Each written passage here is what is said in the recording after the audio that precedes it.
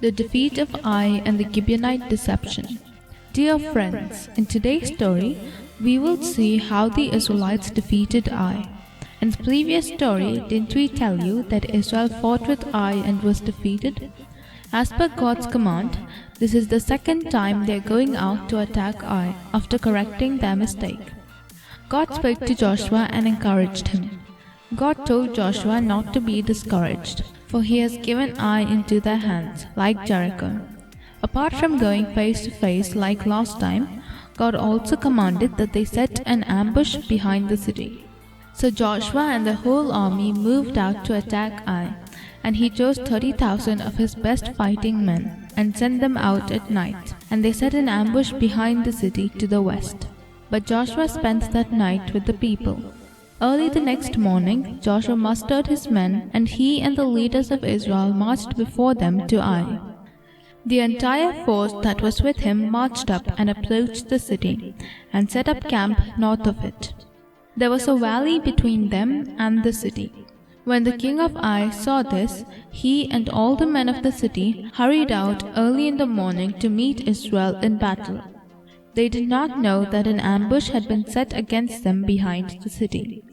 Joshua and all Israel let themselves be driven back before them, and they fled toward the desert. All the men of Ai were called to pursue them, and they pursued Joshua, and were lured away from the city. Not a man remained in Ai or Bethel who did not go after Israel. They left the city open and went in pursuit of Israel. Then, according to God's command, Joshua held out his javelin towards Ai. As soon as he did this, the men in the ambush rose quickly from their position and rushed forward. They entered the city and captured it, and quickly set it on fire. The men of Ai looked back and saw the smoke of the city rising against the sky, but they had no chance to escape from any direction. When Joshua and all Israel saw the smoke of the city, they turned around and attacked the men of Ai. Israel cut them down, leaving neither survivors nor fugitives. Israel carried off for themselves the livestock and plunder of the city as the Lord had commanded. They took the king of Ai alive and brought him to Joshua. Joshua hung the king of Ai on a tree and left him there until evening. At sunset they took his body from the tree and threw it at the entrance of the city gate, and raised a large pile of rocks over it. Then Joshua built on Mount Ebal an altar to the Lord, the God of Israel. Don't you remember in the previous stories, Moses commanded this to the Israelites before his death?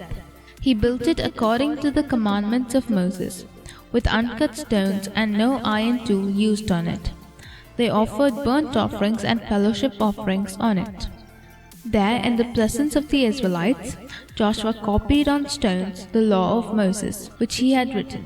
Afterwards, Joshua read all the words of the law, the blessings and the curses, just as it is written in the book of the law.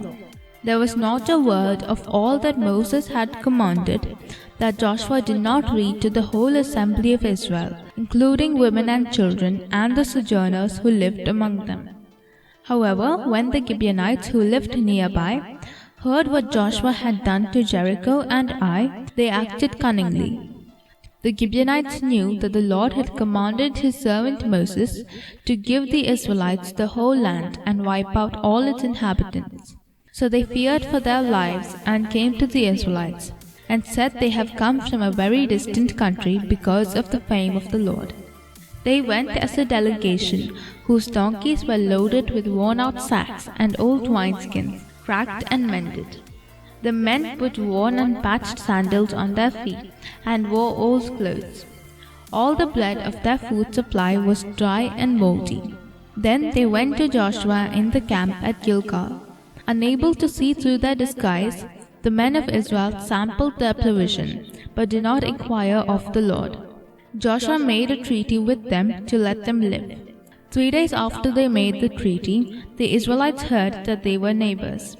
But they did not attack them because of the treaty they made. But because they deceived them, Joshua made the Gibeonites woodcutters and water carriers for the community and for the altar of the Lord. Like the Gibeonites, another person who heard what the Israelites had done to Ai and Jericho and was afraid was Adoni-Zedek, the king of Jerusalem. Because the Gibeonites had saved their lives by making peace with Joshua and the Israelites, Adoni-Zedek appealed to 4 other kings to help him attack Gibeon, for it was an important city, like one of the royal cities, and all its men were good fighters. They agreed. The 5 kings joined forces, and they moved up with all their troops and took up position against Gibeon and attacked it. The Gibeonites sent word to Joshua asking him to save them. Did Joshua help the Gibeonites who deceived them? Or did he think they should be destroyed at the hands of their enemies because of their deception? We will see that in the next story. God bless you.